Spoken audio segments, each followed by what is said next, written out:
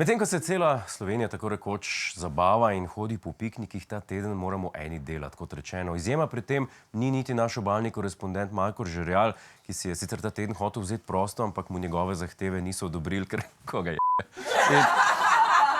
In smo mu naložili, da namesto tega, da gre na dopust, posname kakšen raziskovalni prispevek. Ker če jaz ne morem uživati, potem pač noben ne bo.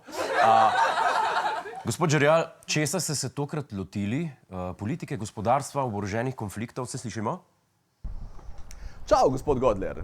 Ne, vse te teme so se mi zdele preveč obdelane, banalne in čisto nerelevantne za naš čas, tako da sem se rajši odločil raziskati temo, ki je res vredna mojega časa, in to je vprašanje, ali je že dovolj poletno.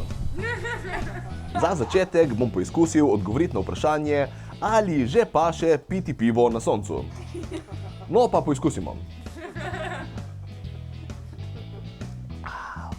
Ja, ta prvi požirek je bil že kar prijeten, moram reči, ampak ker ne želim prehitro sklepati, bom še malo raziskoval.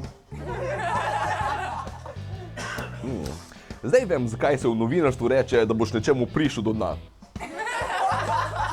Naslednja tematika, v katero se bom poglobil, je, ali je morje že dovolj toplo. No, preverimo.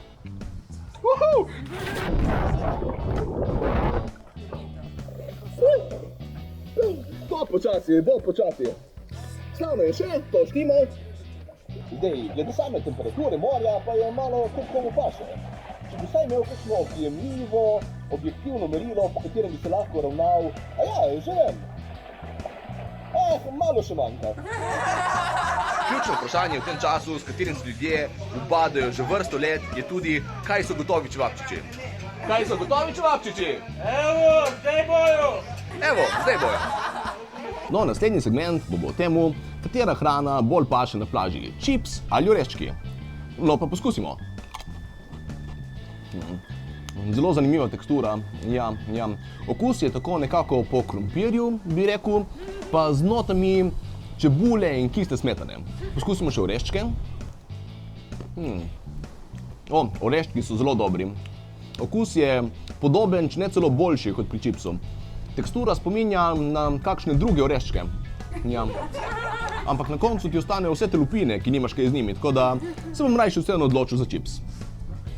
Sedaj pa pojdimo še na področje avtomobilizma. In sicer, ali je že dovolj toplo za vožnjo brez strehe? Pa poglejmo.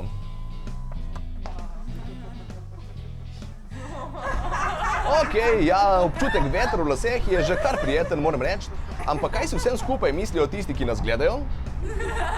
Ej, punce, bi šla kakšna en krog z mano? S tabo ne bi šla na pa če bi... Zgleda, so bile še malo hladne. In seveda še ključno vprašanje trenutnega časa, ali je že dovolj toplo za jesti sladoled. To je to. Evo, lahko vidite, da je vreme primerno za sladoled tudi po temu, da se že topi in kaplja med tem, ko ga ližem. In če kakšno damo zanima še kaj drugega, ki kaplja med lizanjem, lahko Tako da, to je bilo to od mojega testiranja. Imate mogoče še vi kakšno vprašanje? Gospod Žerjal, meni se zdi tako, če sem lahko iskren, da ste si vsem vzeli frej in zdaj namesto, da bi snemali nek dejanski prispevek, se malo snemate, ker vam pač dogaja na morju. Gospod Godler, vi res mislite, da bi jaz kar tako zapostavil svoje dolžnosti obalnega korespondenta in šel na počitnice medtem, ko vi delate? Mislite, da mi je tako malo mar do integritete poročanja, do naše oddaje in konec koncev do publike, ki nas vsak teden zvesto spremlja? Kako si drznete, gospod Godler? Kako si drznete? No dobro, pa v tem primeru se pa upravičujem, ta opaska je bila res mogoče v tem primeru neprimerna. Se lepo zahvaljujem za vaš trud in tale poglobljen prispevek. No, sem samo vesel, da smo zgladili ta nesporazum, ker res ne bi... nič, olega, stari! Kaj zdaj, nič, le neki snemam nekaj brezveznega, kaj gremo na pijačo? Ja, se mi mudi. Dede, super. Ja, se upravičujem, je prišlo nekaj nujnega vmes, tako da bom mogel iti. Nič, se vidimo, čau!